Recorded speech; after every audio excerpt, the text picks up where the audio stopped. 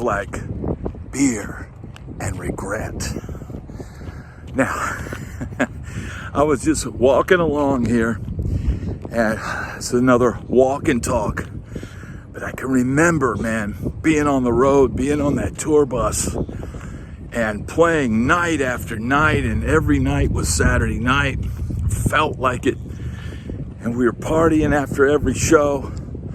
And I would be the first guy up. You know, when you play, you play on the road and you play shows, and you get, it's not like playing a 4-set gig where you kind of play and you get burnt out. No, you do 90 minutes, on the big stage, and people cheer and go nuts. Or you might even just do 60 minutes. Or if you're an opening act, you could do 30 minutes or 45 minutes, playing for 10 to 15 to 20,000 people. And it takes a while for that crew to break down that huge stage and all that. So most of those acts will have this party room where all the musicians can go. And some of the crew guys that maybe the opening acts can go. Once their job is done, once all the gear is put away, once their job is done for the night, they can go in this party room.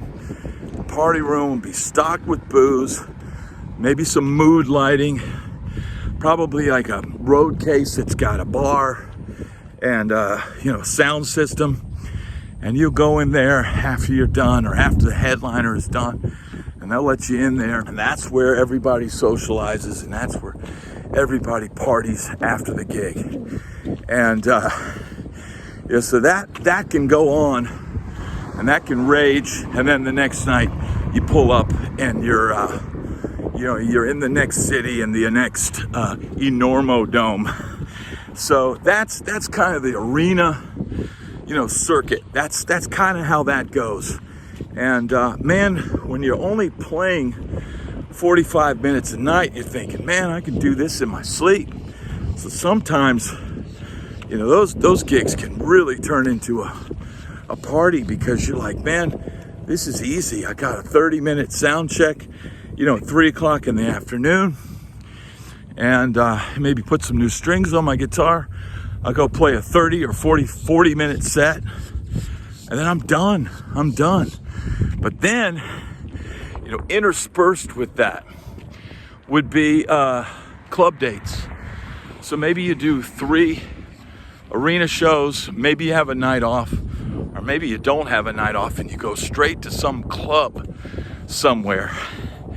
And that's a whole different level of touring and what perks you have. If you're playing an arena gig, the main artist is going to have catering. And that catering is going to have a spread, man. You're going to have breakfast. You know that. You get up at 8. So I would always be up before everybody.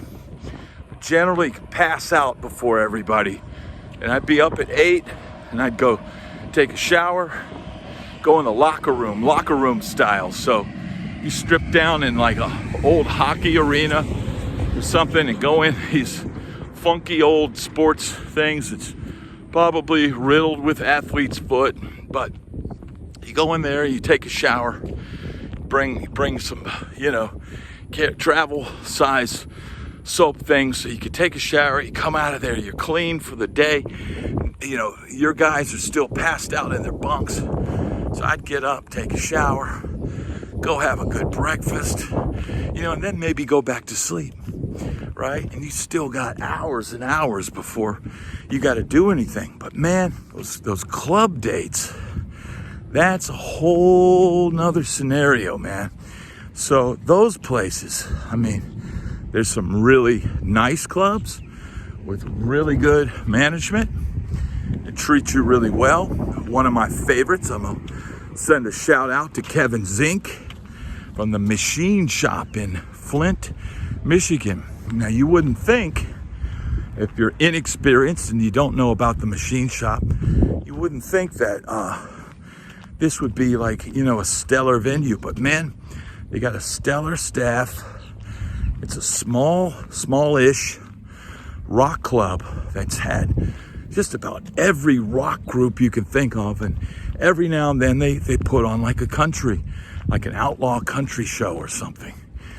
And so you roll in there, and it's got this famous hallway where I got a picture of me that was taken in that hallway, and the bands would always take a picture, and I ended up in the Jeff Mitline, one of his pictorial history of the machine shop. I ended up in his book.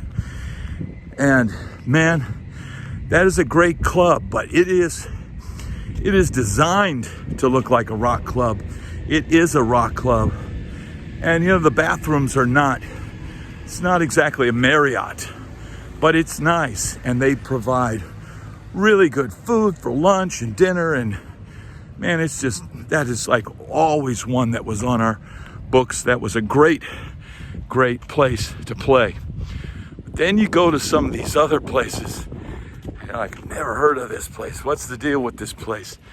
Maybe you're somewhere in BFE, and you roll up to some club, and you've partied the night before.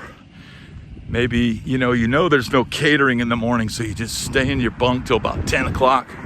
And I'd still be the first one up at, 10 o'clock. And I'd see the bus driver, and I'd say, hey, man, you been inside yet? No, but they just opened it up. I said, okay. So I go in, and you're looking for porcelain. The search for porcelain. And when you're doing the outdoor circuit, the fairs and those sort of outdoor type gigs, whether it's a fair or mud bogs. I have to do a whole video about mud bogs. That's a whole nother level.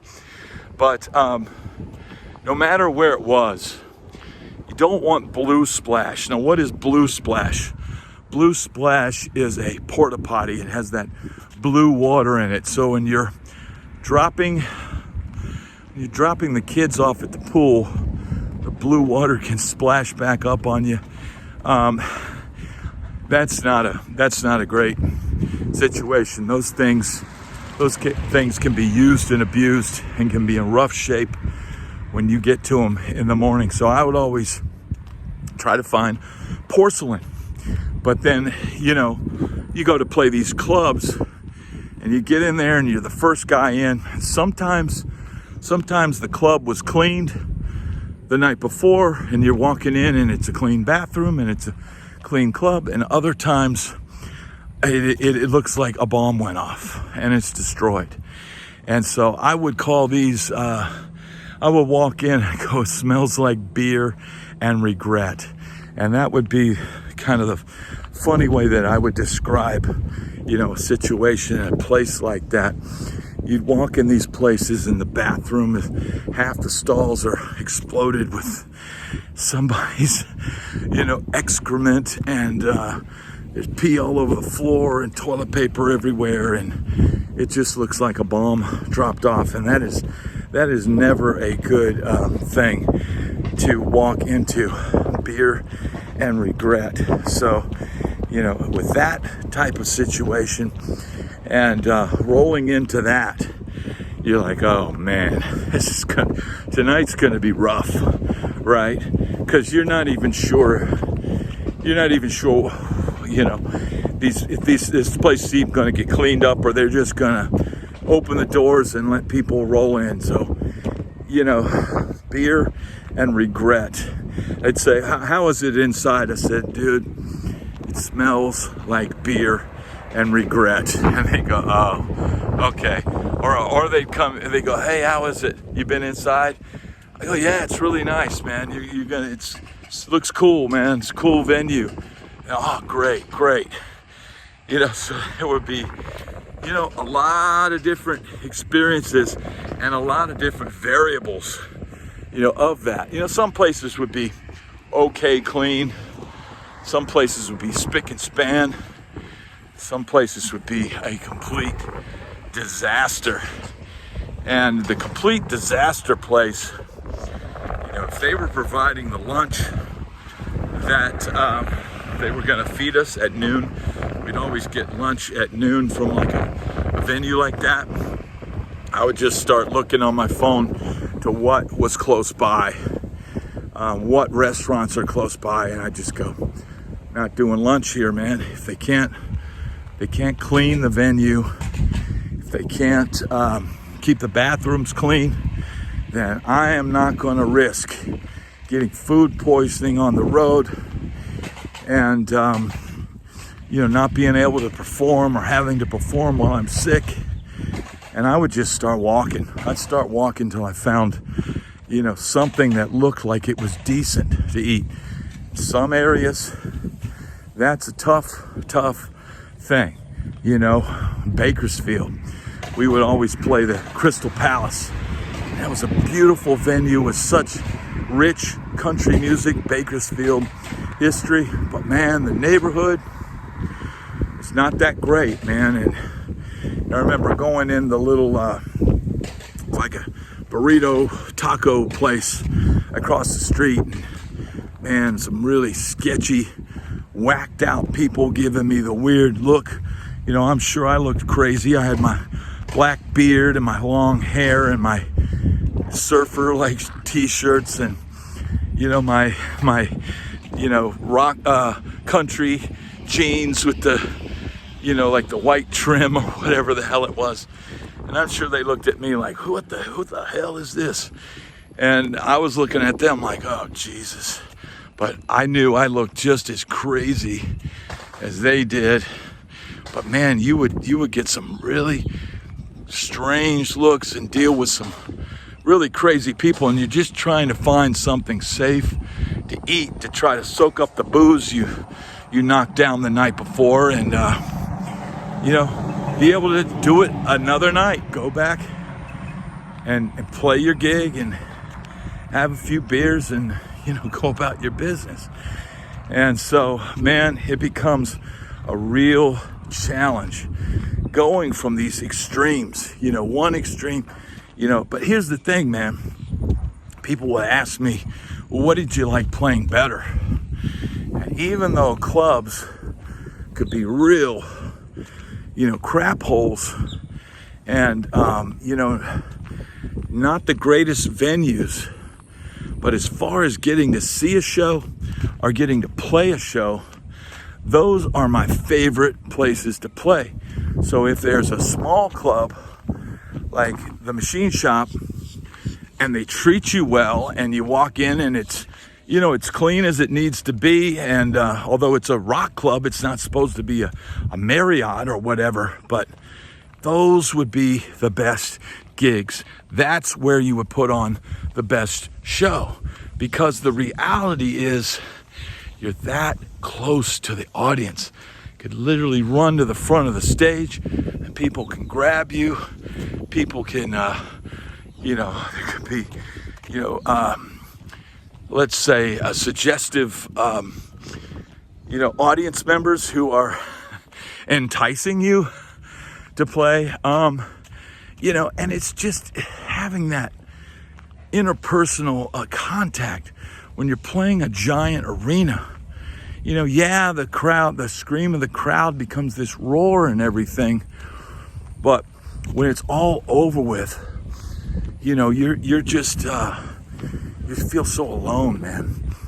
You can feel so alone because you just played for 20,000 people, and then you go get on your bus and you're separated from everybody, and it becomes, sometimes dangerous to go out in the crowd and, mingle.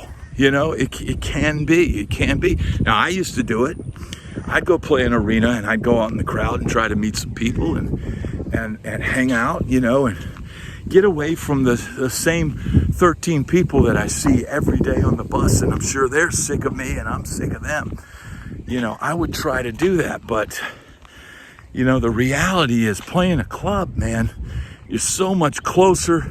I made so many friends playing the clubs. People, I'd go out, and next time I rolled through town, I'd see them again, go out and have a beer. I'd eventually say, hey, you want to check out the bus? I'd bring them on the bus, we party for a little bit, and then roll to the next town. To me, that was always a lot more enjoyable experience. So despite the fact that the venue might smell like beer and regret. For me, and I think for the audience, I think it translates into a much more personal and more rockin' experience.